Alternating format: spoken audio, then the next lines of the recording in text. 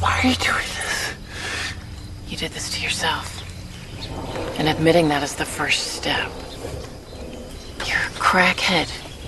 Thing is, this planet and these people, they're your drug of choice. It wasn't that hard to make a universe. At first you just checked in every once in a while. See how the Neanderthals were doing. Move a couple of continents around. But then you got more into it. You started playing a couple of characters of your own. Slaves, kings, messiahs. Pretty soon you were playing 24/7. How long have I been? You've been gone for 4,000 years. Not that time means the same for us. You came looking for me.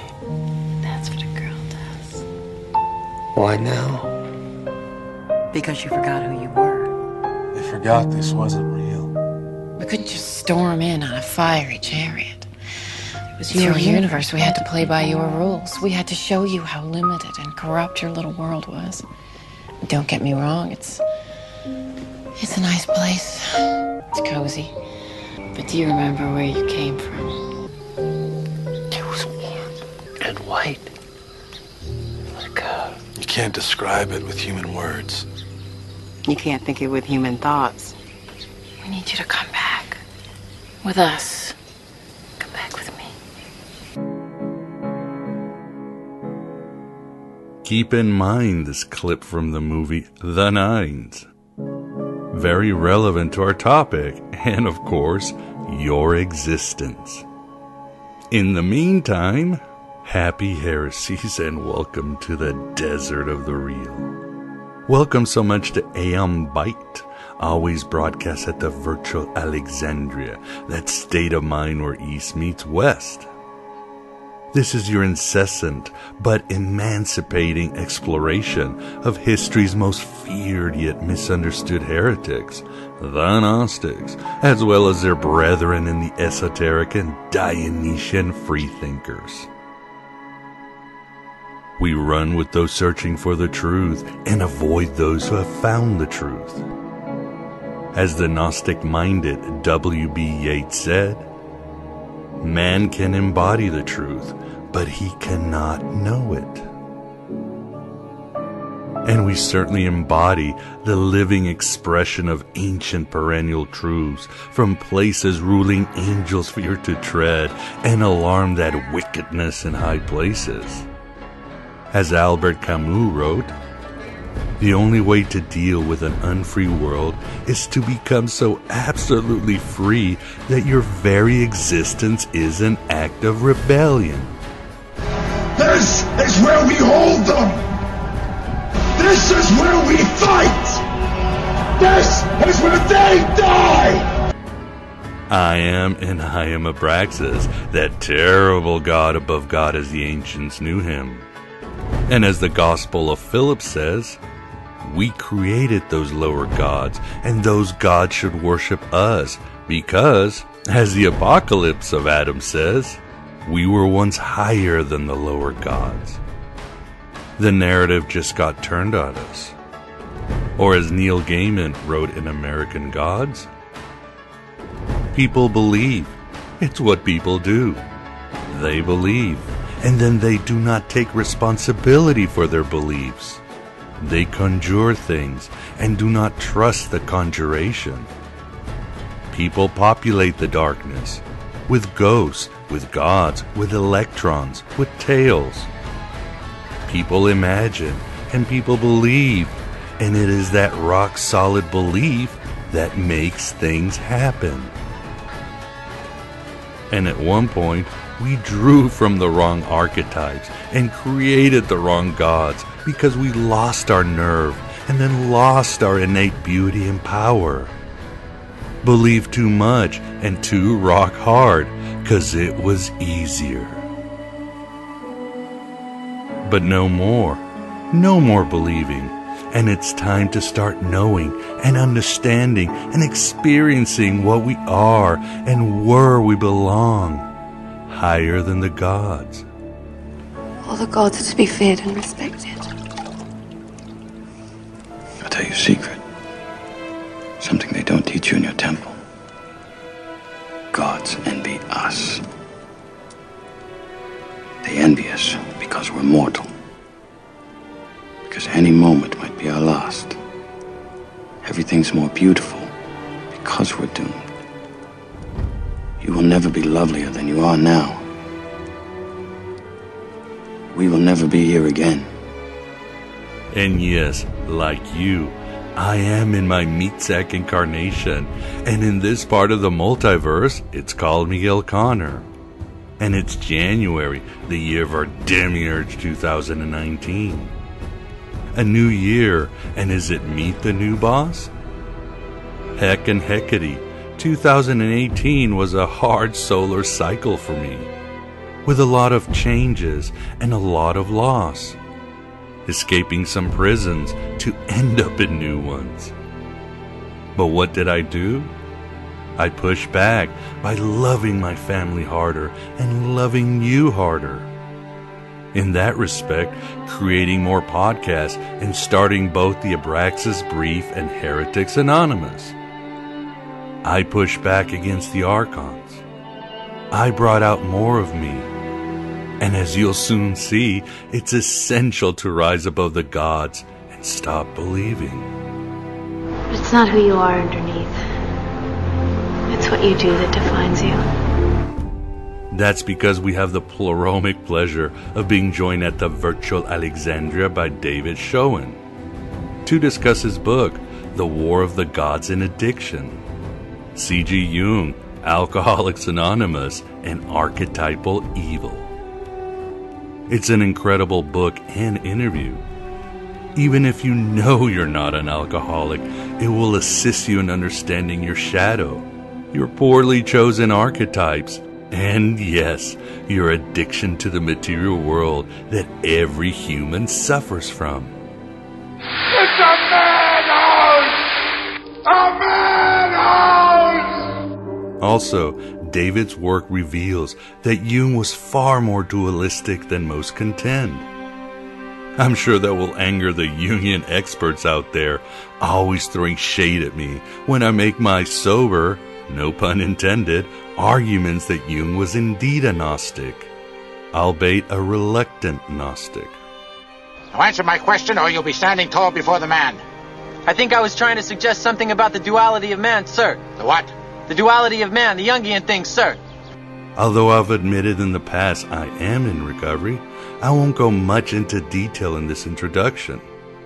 But I will in the bonus content I'll soon mention. What I will say, however, and this goes for addicts and those just addicted to the material world, is that a key to recovery, to embodying the truth, as Yeats said, is found in the Gospel of Thomas. In the saying, Jesus says, "If you bring forth what is within you, what you have will save you. If you do not have that within you, what you do not have within you will kill you." Simple as that. As mentioned, the narrative was changed and our divine spark buried deep into our monkey manifestations. That we are the walking dead. Thus and thusly, you must shine like crazy diamonds. Bring out your creativity, your passion, your dreams. Bring out your fear and worries and darkest secrets. And let it out so that all of it and you are alchemically transformed in the light of consciousness. Bring it out, yes, but bring it out under the tempered gaze of wisdom and logos. Express with love and compassion that understands that what you bring out helps the least of your brothers. Then there is no more belief and just experience and understanding. Freedom in the truth that you embody and manifest with your heroic example. Bring it out, bring it forth, because death in the Gnostic sense is forgetfulness and ignorance. And those two harpies will torment you in this life and beyond. David and I and others will have more advice, all around a Gnostic and Jungian perspective. Do you not believe in God now? difficult to answer. I know. I don't need to believe. I know. I mentioned other content, assez, due to a mixture of yaldy-baldy shenanigans, including issues with my mic, Vance being sick, and a holiday-tight schedule. We could only do an hour. A pity, because we never got to David's section on dream work for alcoholics and addicts, or breaking down the 12 steps in a granular way. Don't get me wrong. Truly, it's an excellent interview. And you can get the War of the Gods in Addiction, as you should. Therefore, everyone will get the full dope, pardon my pun, with David Schoen. For members, we'll bring in the Trimorphic Paranoia, where we bring in a roundtable of heretics to discuss the topic of the interview. We'll be joined by Scott Smith, author of God Reconsidered, who, like me, has a lot of experience with Alcoholics Anonymous and Jung. It was truly an impressive group chat, very touching and personal at times. Sell crazy someplace else. We're all stocked up here. And even more, I've also included the audio of episode 3 of my vlog on YouTube, The Abraxas Brief, where I open up about my struggles against drugs and alcohol, as well as cover David's The War of the Gods in Addiction and other topics dealing with addiction. So for members and patrons, you get more than 2.5 hours. For both members and non-members, I do hope it helps you remember who you were and perhaps save you or help someone else from that archetypal evil we'll be discussing soon. At least gets you on the right track this early 2019. Evil turned out rather well. So bring forth what is within you. Get help. Ask for help. Scream for help, because they have always been forces above and below who are rooting for your awakening, your liberation from the black iron prison, and are always there to grant you a helping hand. But you have to ask for that help. There is no shame in this, as the dice was loaded from the start, and all of society, all of creation, was built to make you forget and make you fail as a divine being. We all need help, and we're all in this together. But enough of my lead. Let us to the interview with David Schoen. Write your own gospel, live your own myth.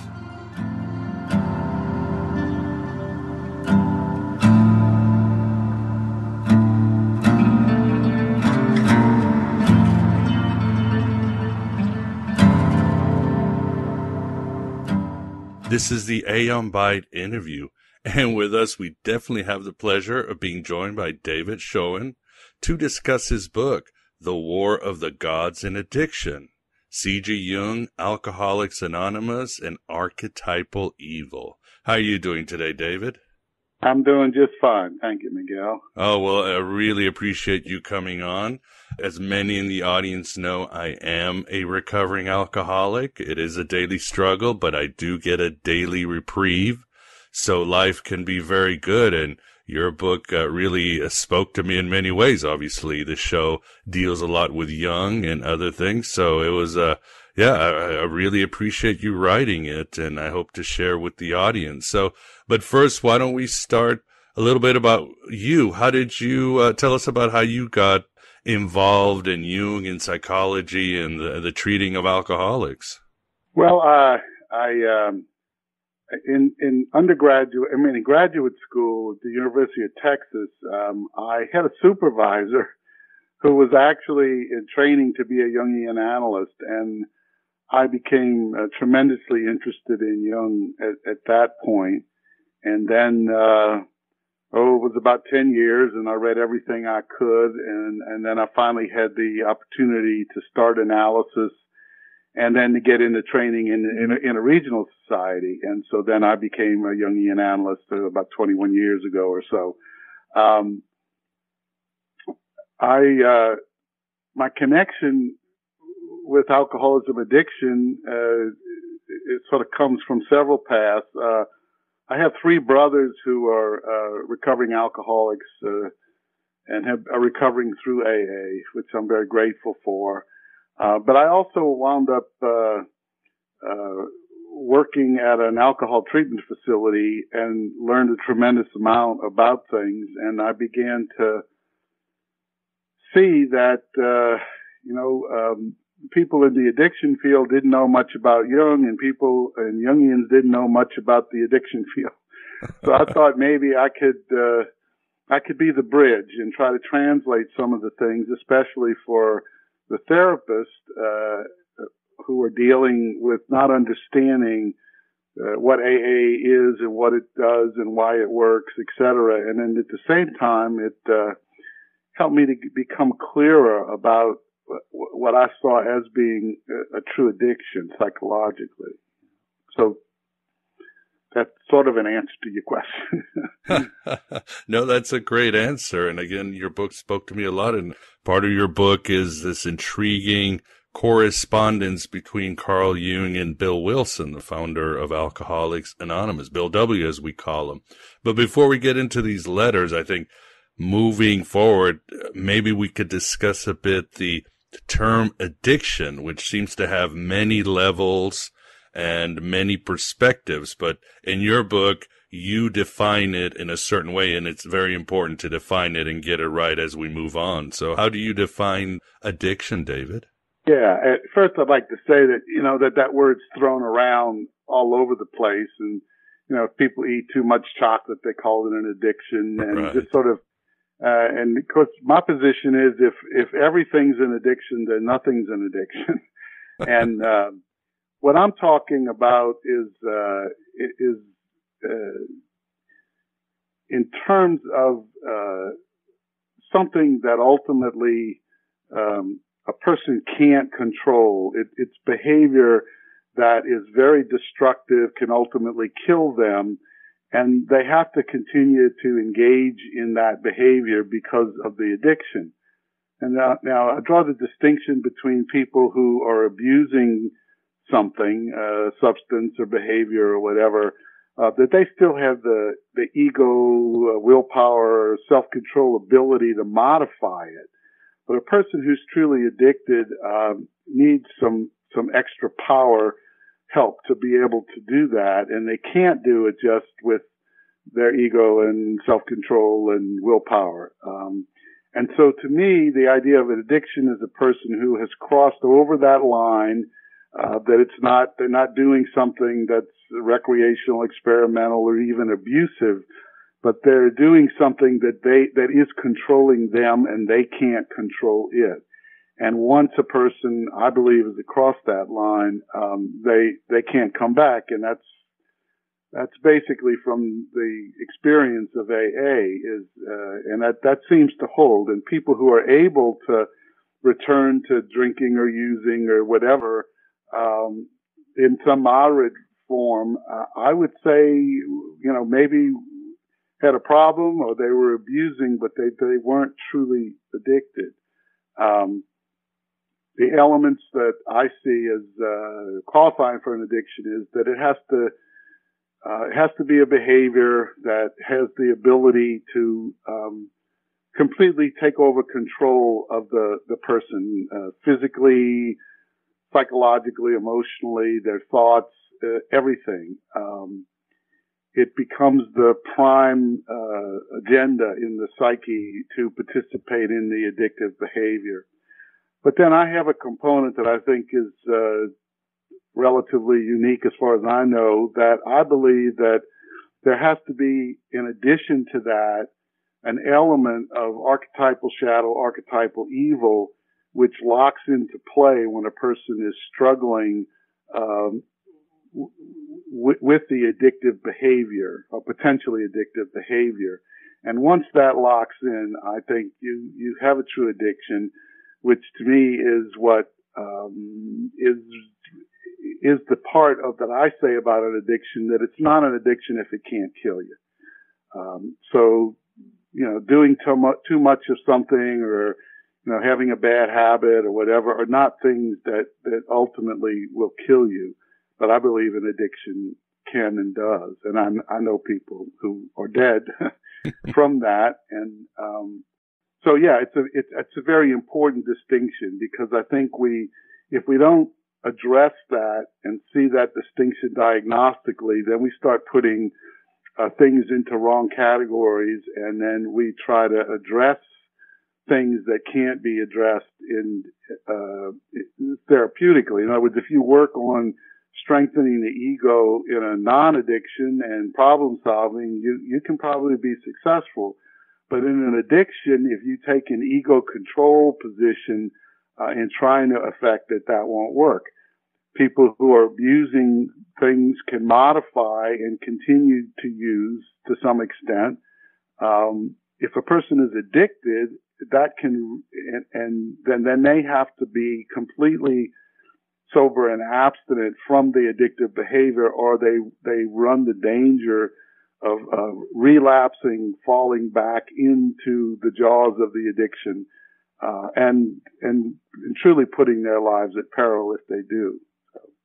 Yes, and that's why your book spoke to me so much, because obviously in my addiction, there was the complete loss of control, the, self-will run riot, as they call it, and so forth. I had an obsession, but as you write, and I'm quoting you, it's a deal with death. It was a death wish. And I even remember my sponsor telling me he was not so much addicted to alcohol, he was addicted to oblivion and destruction. And I remember thinking, oh my God, it's so true. It's almost like part of me wanted complete destruction of my psyche, of everything. That was the end game. I mean, isn't that what you see too with alcoholics? Well, yeah, I believe that the archetypal shadow, archetypal evil aspect of it is an aspect of it's an archetype that cannot be integrated. It can't be metabolized. It can't be taken in like other elements of archetypes, and it is so deadly that it ultimately, its agenda is, and it seems weird, but it is to destroy. It seems to want destruction for destruction's sake. And yes, I agree with you. There is this element of, sort of suicide that addiction has, or that the person participates in their self-destruction. I remember one person, recovering alcoholic I was working with, told me that that alcoholism was suicide on the installment plan. Oh, wow, that's perfect. Yeah, it's like, okay, you're not pulling out a gun and blowing yourself away, but you're ultimately doing the same thing, Yes. And so maybe we can talk a little bit about archetypal evil. Again, this is something that you can't, as you said, integrate. It's almost, I guess we'd say, sort of an ontological evil. And I guess Jung would call it basically the devil, or as you call it Loki. Evil the evil is the end, not the means. This is Ahriman. This is Thanatos. This is Satan. This is all these dark gods that want destruction and are in the world of archetypes. And I guess Jung saw, again, this war of the gods, or the title of your book, where you have the good gods, which is our higher power, the only thing that can save us from this dark archetype. Yeah, and one of the things that it's just my observation is that what happens with the higher power and the higher energies of good archetypally is that they neutralize, or they can put the archetypal shadow, archetypal evil aspects into check and neutralize. They don't seem to be able to destroy it, which is one of the reasons why a person who's addicted can't return to their addictive behavior, because it will re-trigger. It's almost like the addiction is laying in wait for them to make a mistake or to be vulnerable, to get them back into the death cycle spiral again. And So yeah, and to me, the first 3 steps of AA are about, I call them the archetypal element of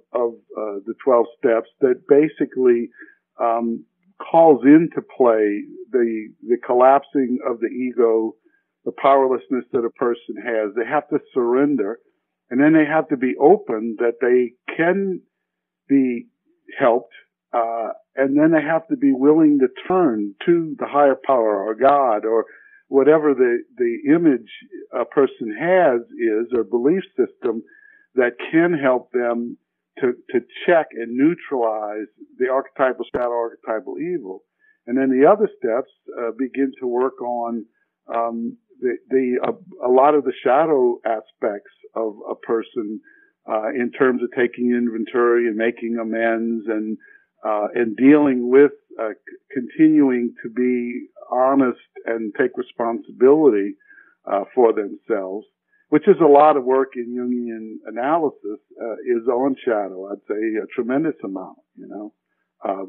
So there are parallels between the 12 steps and the Jungian concepts that made a lot of sense to me. And since I was sort of in both worlds, I felt like I was able to translate that in a helpful way, you know. You make a great case, and while we're talking about this, we can talk about the stages of addiction, because I find it fascinating and it crystallized a lot of my life and my processes. But basically, as you write, and again, this made so much sense, we have alcoholics, we start out with what, sort of a rickety ego? Is that how it is? And then we start to you might say engage or identify too with our personas, our masks that we wear? Yeah, I would say that it's a danger, an occupational hazard of being a human being, that our ego so easily identifies with the persona, which is what the world thinks we ought to be. It's our image of ourselves, of what we think we ought to be. But it's a gussied up image usually. And, the problem is that most personas don't have any room for the incompatible parts of us that are not as nice and socially acceptable and are more primitive. So it becomes very one-sided, which I believe creates a tension in the psyche, and the shadow builds up in the unconscious with energy, and then people look for relief. And so all the potentially addictive behaviors aren't inherently bad in and of their own, but when they become out of control, they are. In other words, people can recreate with gambling, and they can enjoy food, and sex can be good, and a nice drink with a glass of wine with a good steak, etc. These aren't inherently bad things, but what happens is that the person, I believe, begins to turn to these behaviors for stress reduction, to help them to cope with living. So, they have the two double martinis a night, because it was a rough day, and they're trying to reduce stress, and they gamble to reduce stress and to cope and to escape from things, and they may turn to sex and food and whatever, that we have available. And that actually works to some extent in the beginning. It does alleviate some stress and pressure and does allow some escape, but ultimately it opens the door in many people for the addiction to enter. But it usually starts off with a helpful way. I worked with a man once who's a recovering alcoholic, and he said, alcohol was the best friend I ever had. He said it helped me to have the courage to get out in the world, which I didn't have, to find a wife, which, to have a career, to do my job, etc. He said the problem wasn't that it helped me, it was that it finally came, to collect the debt.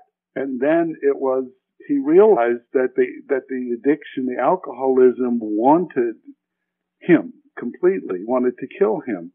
And so, he actually felt like it was very helpful in the beginning. And many times, these addictive behaviors seem to be helpful in terms of coping in the beginning until it turns and on the person in this horrible kind of vengeful way, Oh, agreed. And in Jungian terms, of course, this spoke to me too, but you were talking about the shadow, the part of us that can be good or bad that's been repressed, and we alcoholics have certainly repressed. We just haven't faced so much in our past, and we identify with the persona. But when I drank, suddenly the shadow came out, and it meant that I could say the right words. I could be creative when I needed to be creative. I could also be a jerk when I thought I needed to be jerk, and I could manipulate life. It's like the shadow came out to play.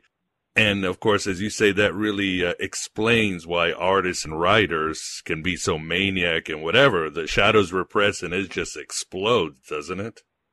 Right. And many people, I just stay with alcohol, that alcohol, brings down inhibitions in people. And so people are able to do things under the influence, and the inhibitions come down. A very introverted, person who's shy and feeling awkward, they get a few drinks and they might be the life of the party dancing on the table. And for someone who struggled with that just must seem like a miracle. And the addictive behaviors can allow the shadow out and to play. And for many people, that's the first time that they will allow themselves for their shadow to come out and to be dealt with. But it's not really being dealt with. It's just escaping under the influence, literally, which of course then the work, like with the 12 steps, is to deal with and own and address the shadow in a conscious way, not in a way that is being released because of a substance or a behavior or some kind of addictive activity. So in Jungian terms, David, then what happens? I mean, the shadow is out, we're identifying with the persona, and then comes in, of course, you talk about addiction, but doesn't then come in, or how does the, as you call it, the addiction shadow complex come into play? What is that? Well, I mean, that's, a highfalutin term I invented to describe it, but I was trying to communicate that there's a complicated chemistry, in a sense, psychologically, for an addiction. You have the ego, you have the shadow, you have the persona, you have the potentially addictive behavior, but you still don't have an addiction. And at some point, the archetypal shadow, archetypal evil sees its opportunity in some people, and it enters that alchemical combination, so to speak, of those factors, and then the addiction locks in, okay? At that point, then the person is in a fight for their life, literally. But if that doesn't happen, then I think there's still the ability of the person to change their life and to modify, with education and analysis and work on themselves, which is really good, and part of even what it does happen in terms of the 12 steps, but that's after the first 3 steps and after the archetypal element, which addresses that archetypal shadow, archetypal evil in the addiction. So I believe that those factors have to be there, and then for whatever reason, and people have asked me, well, why? Why in some people it happens and in others it doesn't, and I really don't have an answer. I consider myself a phenomenologist in that I'm interested in phenomena and what's really going on, and theories are only important to the extent that they shed light on phenomena. So I'm not really stuck to any particular theory of anything. If it's helpful in understanding and looking at a phenomena, then I'm all for it. But it's not like you have to have an absolute consistency, and you can't say anything that's not Jungian or Freudian or whatever. Right. To me, it's the phenomena. Let's look at the phenomena. And so when I look at the phenomena of alcoholism and addiction, these are the things that I saw in play, in terms of its development, typically, psychologically in people. I want to make a distinction that I think is really important. I'm talking about the addiction in its psychological form, and that is not identical to the physiological, the biochemical, that often addictions have both components of the physical and the psychological, but not all addiction does. There are instances where, people who are addicted to certain drugs have to have medicine, pain meds to address something, a terrible accident or whatever, and then you have someone who has an accident, then becomes physically addicted to a pain medicine, and then has to be withdrawn from that. And when they are withdrawn, they have no cravings to break into pharmacies and steal and rob people or anything to get drugs. They literally have a physiological addiction, but not a psychological addiction. And so that's a really important distinction to make, that a person doesn't automatically have a psychological addiction if they have something that is a physiological addiction. That's making sense, huh? It makes perfect sense. It also should be mentioned, once you're an alcoholic, always an alcoholic. The addiction shadow complex is always going to be there, and the archetypal shadow is always going to be waiting in the wings. It's like that story, I don't know if you heard it, David, where Bill W., before he died and he was really sick and on drugs, he actually asked for a drink. I mean, that archetypal evil was waiting for his moment. He was waiting at death's door. That story, but that doesn't surprise me. My mother-in-law, may she rest in peace, was recovering alcoholic in AA for many years, and she, I think her kids didn't quite get it. She got older and had all kinds of things, medical issues, and she was, going to die. And they said, well, what's the harm of, you're having a drink now, Right. And boy, she got angry at him and said, no, you are not going to take away, my sobriety. And no, they didn't understand, the nature of the addiction. They didn't understand how incredible and miraculous recovery was for her, and that for her to throw that away to have a drink just because she's exiting this world, just that didn't make any sense, to her.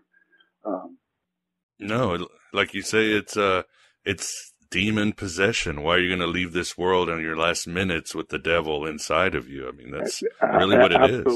Absolutely. I would say that's a really good analogy, that she understood, the horror of the addiction, and that didn't want to risk having a drink and activating that as she left this world. She was a wonderful woman.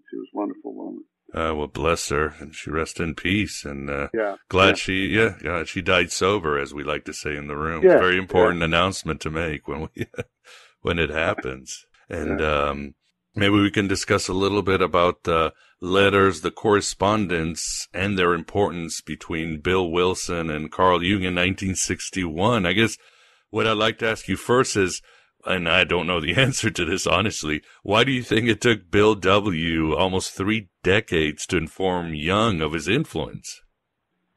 Well, I don't know for sure, but what I understood was that as AA was getting traction and growing and developing, that it was like Bill W. and maybe some of the other folks were wanting to trace back the history and to understand some of the elements and to be able to pass that on. And so, Bill W. wasn't just thinking of appreciation to Jung, but to a number of other people who were influential in the development of AA and the principles. And so I think it was part of that general kind of historic reconstruction that moved him to reach out to Jung at that point. I'm glad he did, because that was less than 6 months before Jung died, and that correspondence was huge in terms of its significance, So that's why I think that happened at that point. I think he was aware of Jung having worked with Roland and what had happened, but somehow the significance of that to be passed on, I don't think hit until that point. That story needed to be told and codified, and then to send out the appreciation to people who had been part of helping AA develop. Yes, and what's fascinating, and of course this is pretty much a famous story in the AA rooms of how Hazard was a patient of Jung, and he was an influential guy, but of course he was at his wit's end with alcoholism. He came to Jung, and Jung treated him right, and eventually Jung said, almost like a Zen master, I can't help you. Only a religious experience will help you. Isn't that basically what happened? Yeah, and just a little bit more detail was that he worked with Roland, and I'm sure he did basically Jungian analysis, working on the persona and the shadow and the complexes and that kind of stuff. And Roland did get sober, and we worked about a year, and then he relapsed, and then Roland went back to Jung and said, okay, let's get the second, the booster shot or whatever. And that's when Jung said, I've done all I can for you, and this, you need to go find a religious experience that I've heard that some people have found has helped them with this, and he found the Oxford movement, which had many of the principles that AA adopted, and that did help get Roland sober. And then there was a series of Roland, I forget exactly, I think Roland then went to EBT, and then helped get EBT sober, and then I think EBT was the one that then helped Bill W. Enter, if I'm remembering correctly. No, that's it. Yeah, and so that whole, that was the whole development of the passing it on tradition in AA, was that part of the way that people get and stay sober is to help other people get and stay sober, which is just a great sort of homeopathic kind of phenomena, that is. Oh, yeah. Like they say, you've got to give it away to keep your sobriety. And again, it was basically Bill W. thought it was hopeless, and Ebby explained to him, why don't you find a God of your own understanding instead of the God that gets shoved down your throat, and the spiritual experience. And that really helped Bill W. then start basically Alcoholics Anonymous. But this comes to the question of the content of the letters, David. That's what's fascinating, because that's really where we find how Jung saw what addiction was, right? How you have explained it, that it is the devil. Yeah, Jung actually says that he sees alcoholism as he talks about spiritus, there's a term for the spirits, and it can be, the most redeeming, transforming thing of like the Holy Spirit, but then also the spirit of alcoholism, can be the most deadly poison. And isn't it interesting that the same word is used for both of those things? And, right. And Jung saw that, and he said most people wouldn't understand, but he actually says I would aptly call it the devil, but there are a lot of people who misunderstand it, and part of the misunderstanding is that people have these very literal, concrete images of the devil and these different things, and as well as God, different images of God in different traditions and religions, and Jung was trying to point people to the phenomena behind the image of the devil that was being carried there, which really was or is the archetypal shadow, archetypal evil aspect of things. And people got hung up on, whether they were believing in a Judeo-Christian devil or this a or guy that. with a pitchfork or something. Yeah, and Jung was trained to point to the phenomena that has created the image that exists psychologically for the vampire, for the devil, for Loki, for Darth Vader, there's a whole bunch of images all through the landscape of symbols that point to this phenomena as being real. It's been in the human psyche, and our awareness has been trying to address it for forever, really. So Jung did describe it, and that was, he was also trying to point to the possession aspect of addiction that is very much like the possession that is believed to happen with the evil spirits of the devil, and that kind of thing. And so that was, and then of course one of the famous lines that Jung used in terms of the effective dealing with this was what we called spiritus contra spiritum, which is the spirit against the spirit. So he was pointing the way to the higher power was the only thing that could counter this massive archetypal evil shadow aspect. And so the spirit against the spirit. It's like the spirit of good and healing and transformation and light against the spirit of darkness and total death and destruction. So he really was affirming in his language what Bill W. and AA had painstakingly discovered and been able to affirm and then to put into the 12 steps. Yeah, and it's interesting, David. It's almost like Jung at one time had to sort of, I don't know what to say, backtrack or go underground once he did the 7 Sermons to the Dead. And of course that has God and Satan standing in opposition. And then he sort of goes underground, but then he comes at the end of his life and he then again sort of whips out this dualistic card because he was like, I'm old, I've gone around, I just don't care, this stuff works. Well, yeah, and I've gotten sort of attacked, some, not a lot, but by some people who said I was trying to go back to an archaic dualistic model of things, and I mean, and that we've gone way beyond that, and whatever. And I wasn't trying to create any of that. I was just like, that split is there. It is the war of the gods in addiction, and yeah, I think, yes, I do agree that, I think Jung was happy to get the letter from Bill W. so that he could express himself.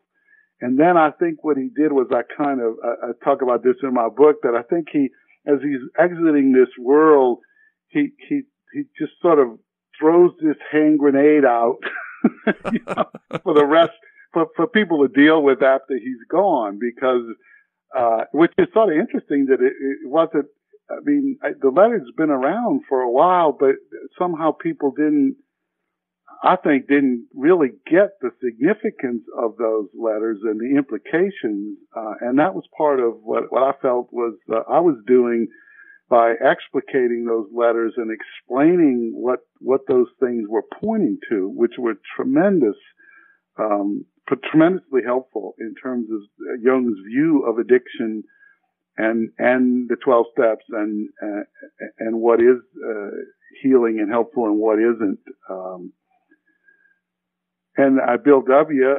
Basically was acknowledging that the way Jung handled Roland and his advice was Jung enacted taking unknowingly the first 3 steps of AA.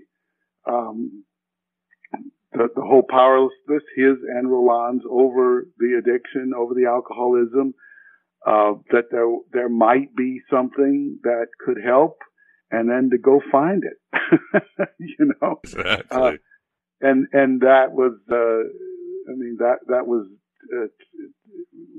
however they recognized that was that it's a so important piece, because basically the 12 steps without those first 3 steps, it would have died on the vine, you know, because basically shadow work and what the Oxford movement had to contribute, which was wonderful, was not addressing the archetypal shadow, archetypal evil aspect of the addiction. And Jung realized that in his thing, and AA realized that in its development of the first 3 steps, you know. But David, you're saying that the letters have been basically ignored, or how does the Jungian community before and after those letters deal with addiction? Well, I in general, the Jungians weren't really educated, informed in terms of addiction, and I would say that many Jungians, like many people, have misunderstandings and ignorance around addiction and dynamics, and that was part of why I wrote this book, because I wanted my Jungian community to understand more about addiction, and that I wasn't inventing something. This was from the horse's mouth. This was from Jung, right, and what he was saying. I think just basically before that,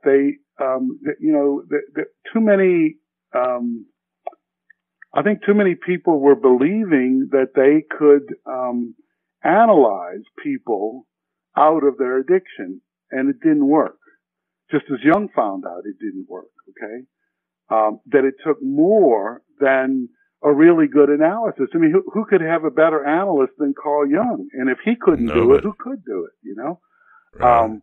And so I think that this has raised the awareness and consciousness of many Jungians about this, and it's also, I think, bridged some of the gap between AA and 12-step programs and the Jungians, who were maybe skeptical about whether this was a cult or a brainwashing thing or whatever, you know, the projections that many people have put on to AA. And I was trying to explain in my book, in psychodynamic terms, that Jungians and other therapists could understand why the 12 steps worked and what they were addressing, and then what was involved in the creation of an addiction. So it wasn't like that they had to be true believers and take it on faith, and that they would get some insight into the dynamics from a psychodynamic point of view. Yes, and you do a great job. And how has it been received? I mean, your book didn't come out that long ago. Well, I've just been tremendously gratified. I'm not an actual recovering person, alcoholic myself, but my brothers and I have many, worked in the field and all. And what's been so gratifying is that, because I felt like if I wrote this book and the experts on this, that is the people who are struggling with addiction and alcoholism and all, just thought this was didn't hold water, then it wasn't going to be very helpful. So I was very concerned that this came across as disregistered for alcoholics recovering, and that it seemed to be true to them. It held water. And my experience is that I've had many people who have come and told me that, some people said, we don't know how you know what you know, because usually only people, in recovery know this, but somehow you understand it and you got it. So that was very humbling and gratifying to hear that from the folks who really know about this. And I'm writing about it from my vantage point, but I can't say I'm writing from my experience here, with it. So it's been well received there. It's been well received by 12-step groups, therapists, Jungian. It's actually, I've been from coast to coast presenting on it and, been invited, and the reception has always been really good from the psychotherapists, the Jungian community, and also addiction counselors, are very interested in what I have to offer in the book that can help them, So I've been very, very happy. And, yes, it hadn't been that long ago, but it's kind of like a lot of books come out and everybody reads it, for the first year or two, and then they kind of, nobody knows or remembers. And I just keep running into people, including you, who somehow become aware of it. And I'm just so happy that it still has legs, so to speak. It's still, because I wanted it to be part of the discussion, in terms of the addiction field and recovery and what's going on. And I do feel like that it has made a contribution. So, again, I'm really happy with that. Well received. Yes, it spoke to me, and I know, of course, in AA, when I was in rehab, it's like, oh, well, if he was not an alcoholic, he can't teach us anything. But of course, I always thought that it was silly, and of course, it goes beyond that, just like the spiritual experience and all that. It's part of the flow, and you do capture it. And of course, again, I'll say it 1,000 times, it spoke to me, and there's so much in there. Like, one thing that spoke to me too, and I didn't know about this, but Jung always said that it's always bad to over-identify with an archetype. Like, and you use the example, Marilyn Monroe identifying with Aphrodite, or Jim Morrison, I say, identifying with Dionysus, which he did.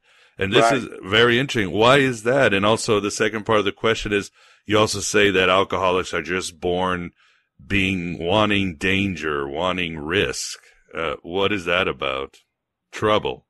Well, the first thing is that Jung said that the archetypes, they're universal, impersonal, but powerful energy dynamics. And it's like if a person identifies with an archetype, it's like identifying yourself as being Apollo or Aphrodite or, one of the gods. As human beings, we can't do that. That will drive us crazy, kill us, destroy us. We'll be struck down. So it's a dangerous thing. At the same time, there is a gigantic amount of transforming energy in the archetypes that we need. But it's about slicing off pieces of that we can integrate and can be digested and be helpful. With archetypal shadow, archetypal evil, when you just look at the other archetypes and how dangerous over-identification can be with them, and then you have an archetype that is totally unintegratable, undigestible, untransformable, one drop of which could kill you, to identify or get caught in that archetype is what I think is the most scary thing I can think of, for human beings. So that's the aspect of the archetype in general. And ultimately, your Jim Morrison and Marilyn Monroe and Elvis Presley, and maybe Princess Di, they wound up being destroyed because they couldn't carry the projection of the archetype as a human being. It destroyed Marilyn as the sex goddess, and it destroyed Elvis as the king, the all-time king, and Dionysus and Morrison. And I think just carrying the mantle of royalty of a princess was too much for Princess Di, So anyway, so the world's filled with examples of this. And so what I'm saying is if those things can take out these people, just think how much more somebody identifying with something that is archetypal shadow, archetypal evil, what kind of destruction that could do. Now the other thing, you asked about was, and I'm really not sure about it, but I've been told this by a number of alcoholics that they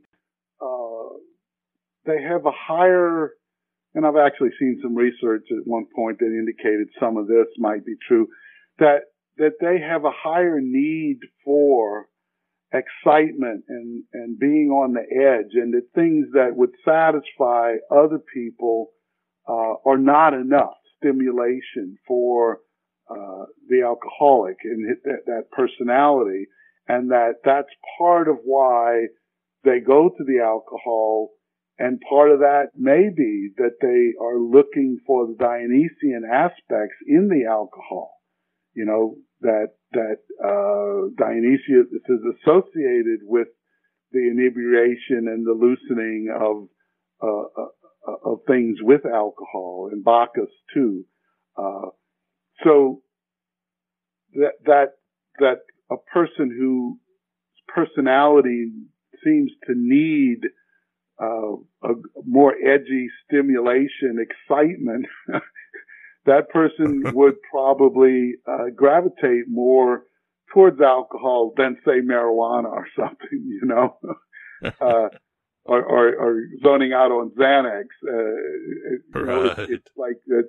So, and I mean, I wouldn't say that like that, I'm describing or diagnosing everybody, but I've heard alcoholics tell me this, that they believe that really is a crucial part of the dynamics for many alcoholics. And for the audience, David talks about characters that really represent the alcoholic. And no, it's not Dudley Moore and Arthur or John Belushi in some of his movie in Animal House, but I thought it made sense. But you mentioned Anakin Skywalker from the prequels to the redeemed Darth Vader. That's might say not the hero's journey, but the alcoholic's journey. Yeah, and then he eventually, as Darth Vader is kept alive and animated by the dark force, and so he in a sense, made a deal with the devil, and so he's living, but the devil owns him, And for the alcoholic, the practicing alcoholic, he's made a deal with the devil, and while he's practicing, he basically is owned by that, It's one of the things that I've observed, and I try to communicate this to people, because people can get so angry and frustrated at the behavior of alcoholics, when they're not in recovery and not sober, and the things they do, and things like they can lie, cheat, and steal, and which might be totally uncharacteristic of that person when they're sober, but in a sense, the addiction and the archetypal shadow, archetypal evil aspects turn them into basic sociopaths in some ways, when they're under the influence of the addiction. But I try to tell people who get so angry and frustrated, family and friends and stuff and spouses, that it isn't them. It's the addiction that is controlling them. And that's what they can hate, but they should not turn their back on this person who's a suffering human being, and not to give up hope, and to continue to love and care about them, even if you don't enable them and you don't collude with them,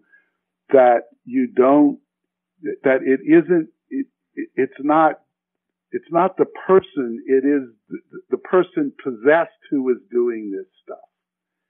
And if we can perform the exorcism, so to speak, then the person could come back and join the human community in a healthy, responsible way, you know. Which is a agreed, miracle. I think, yeah. I consider every recovering addict a miracle, because I think the odds against with the archetypal shadow, archetypal evil, and addiction shadow complex are just overwhelming. So to me, it's a miracle, and I just every time I see a person who's in recovery, you know, I just think that it's wonderful. I do. And to end, David, and of course I agree with you, it is hang on until the miracle happens. What advice would you have for somebody? They might be listening to this show. They might be wondering if they're drinking too much, if they're getting addicted. What advice? I mean, is it the same as we say in AA? Get help, talk to somebody, or what can they do, or what advice do you have for them? Well, I think if a person is questioning whether they're getting in trouble with alcohol or they are across the line or what, that they should get some professional help to discern that.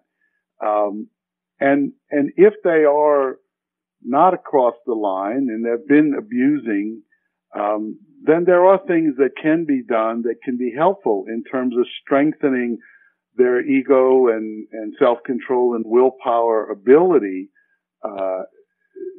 by exercising certain, boundaries and rules for themselves about drinking and using. But, part of the thing is they need to discover whether they're across that line or not. If they're across the line in terms of addiction, then their only hope is really to, basically to find the higher power and to get sober and stay sober and start on their spiritual journey. So they can't use at all anything. They can't participate in their addictive behavior.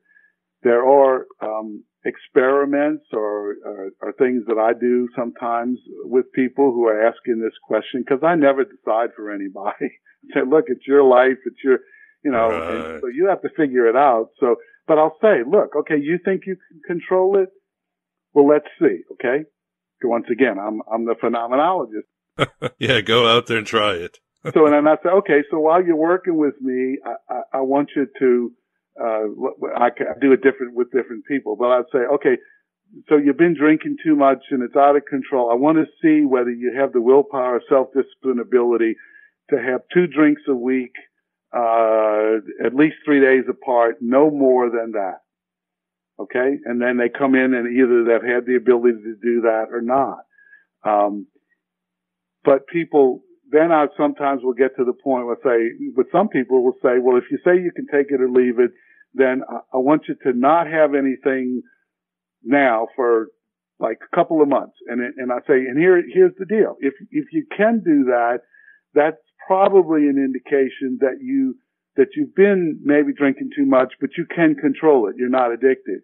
If you can't and you find reasons for the back door to slip and to go back to the drinking, then the likelihood is that you are addicted and that it is out of control and you need to address it in that way.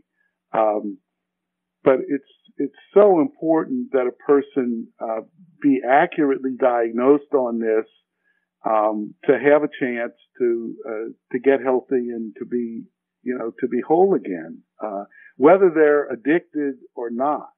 But confusing, I just hate this, what's come up over the years now that they call problem drinkers, and they lump everybody in the same basket. And I think that just does a disservice, to all the people, because, what an addicted person is having to deal with and do is different than what a person who is abusing or drinking a little too much needs to do. It's a whole different thing, for them to address those things.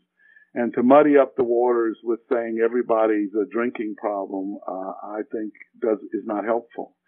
Just like saying, everything's an addiction. I just think that doesn't distinguish anything for anybody.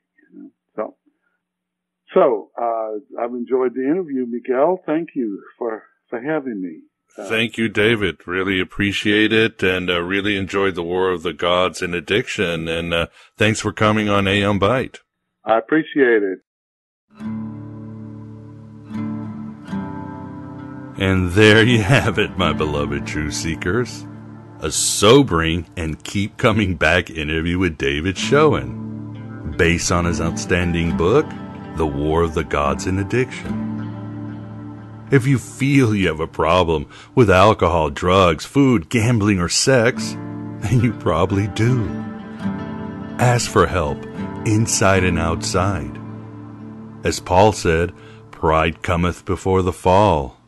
And this world has too much of it as it is. And you have so much gnosis to give and so many wonders to accomplish. As mentioned in the introduction, everyone gets the full interview. For members, we'll bring in the Trimorphic Paranoia, where we have a round table of misfits discussing the topic of the interview. We were joined by Scott Smith, author of God Reconsidered, who, like me, has a lot of experience with Alcoholics Anonymous and CG Jung. It was truly an impressive group chat, very touching and personal at times. And even more, I've also included the audio of episode 3 of my vlog, The Abraxas Brief, where I open up about my struggles against alcohol and drugs, as well as cover David's book and other topics dealing with addiction. So for members and patrons, you get more than 2.5 hours. For both members and non-members, I do hope it helps you remember who you were, and perhaps save you or help someone else from that archetypal evil and shadow addiction complex. Or at least gets you on the right track this early 2019. To get, the full dope, please become a member or patron at Patreon. Only $5.99 a lunar cycle to join. Beyond full shows and full Abraxas Briefs and Heretics Anonymous, you'll get access to our archive with more than 420 episodes with the best and brightest in Gnosticism, Western esoteric, and free thought. You'll also be invited to our Inner Sanctum of Gnosis Facebook group, where I do stream the Abraxas Brief with a Q&A afterwards. It's an excellent resource and friendly community, and I'm always there to answer your questions and issues directly. And many past guests hang out there, including Edward Pandemonium, Steve D., Robert Price, and more. And Scott Smith will be there to answer your questions on the show in a post. Same benefits if you become a patron at Patreon, except you get content earlier. So please support, even if it's a few shekels here and there via PayPal or the US mail. And as I always say, if you've got holes in your pocket due to Archon monkey shines, just let me know, and I'll send you any show on the casa. Truly appreciate the support that keeps this Red Pill Cafeteria open. Truly appreciate you being here and sobering up to the reality you must embody the truth and experience higher realities. Thanks for being here. Thanks for being yourself, your true self. Hello and goodbye as always.